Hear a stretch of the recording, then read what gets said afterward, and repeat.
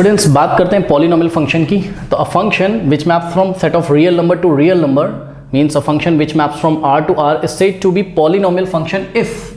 what? if f of x is equals to a0 पढ़ो आप इसको a0 पढ़ो, बात कैसे है, if a0 plus a1x plus a2x square plus a3x³ plus and so on to, इसी तरीके से चलता रहेगा। अगला क्या आएगा a4x की पावर 4, a5x की पावर 5, इस तरीके से करते करते कहाँ तक चलेगा n तक, ठीक है, an x की power n।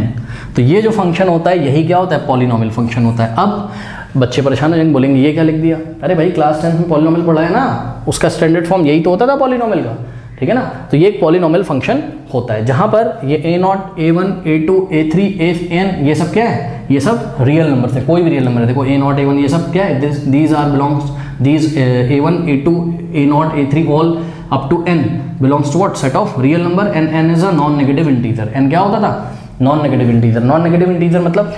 Non negative integer means what, non negative integer मतलब बच्चों सुनो, सब बच्चे कॉपी में नोट लगाएं, नॉन नेगेटिव इंटीजर मतलब बच्चे सोचेंगे पॉजिटिव इंटीजर, हाँ भाई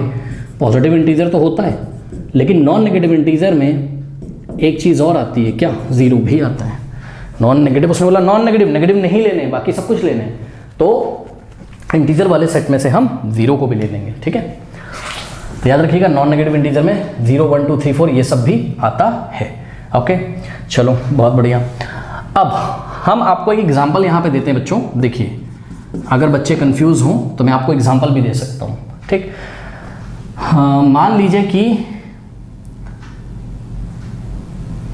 हमने यहाँ, हमको एक पॉलिनोमियल बनाना है, ठीक है, और हमने बोला कि a0 की वैल्यू कितनी ले लो, 2 ले लो, a1 की वैल्यू कितनी ले लो, 5 ले लो, और मैंने बोला n की वैल्यू केवल अप टू 2 तक, अप टू 2, n की वैल्यू केवल कहाँ तक चलेगी, अप टू 2। तो ये पॉलिनोमियल क्या बन जाएगा, ध्यान से करो, f of x is equals to a0 की जगह क्या रखोगे तुम, 2 प्लस a1 की वैल्यू कितनी दी मैंने तुमको, 5, भाई रियल नंबर है ना ये सब,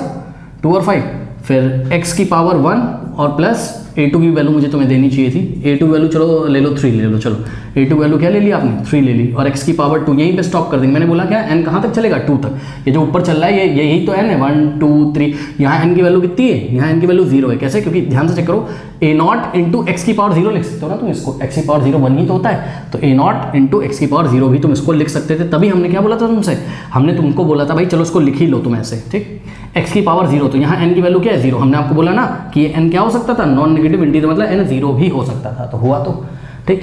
अब x की पावर 1 को हम केवल x लिखेंगे। क्या ये पॉलिनोमियल आपने नहीं देखा है क्लास 10 में, हाँ यार, क्वाड्रेटिक पॉलिनोमियल तो है यार, 3x square plus 5x plus 2, ठीक है, तो बस इसको f of x is equals to बोल दो तो ये फंक्शन हो जाएगा, क्या दिक्कत है, ठीक है। तो इस तरीके से देखा आपने, ये पॉलिनोमियल का जनरल डेफिनेशन है। आइए जरा कुछ एग्जांपल्स लेते हैं, ये कुछ एग्जांपल्स हैं, आप मुझे बताइए क्या कि f of x is equals to x square minus x square plus 2, क्या ये पॉलिनोमियल फंक्शन है कि नहीं है, बताइए, क्या ये पॉलिनोमियल फंक्शन है कि नहीं है, बताइए। यस, ये एक पॉलिनोमियल फंक्शन है, क्यों, क्योंकि ध्यान से चेक करिए, बस आपको x की पावर चेक करनी होती है, x की पावर क्या होनी चाहिए, जितनी भी जगह x आ रहा है उसकी पावर नॉन नेगेटिव इंटीजर होना चाहिए। तो यहाँ पे ध्यान चेक करो, x की पावर क्या है, 3 नॉन नेगेटिव इंटीजर है, 2 नॉन नेगेटिव इंटीजर है, ठीक है, और ये 2 लिखा है यानी कि 2 इंटू एक्स की पावर 0 है, ये भी नॉन नेगेटिव इंटीजर है, ठीक। अब तो ये पॉलिनोमियल हो गया, पॉलिनोमियल फंक्शन है, ये भी एक पॉलिनोमियल फंक्शन है, क्यों, क्योंकि x की पावर कितनी है, 4 है,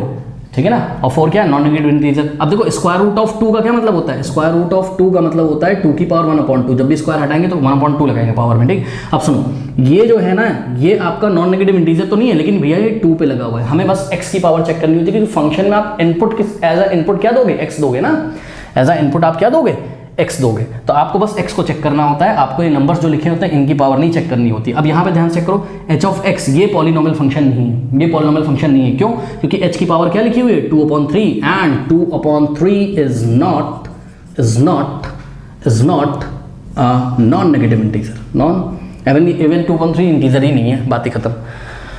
चलो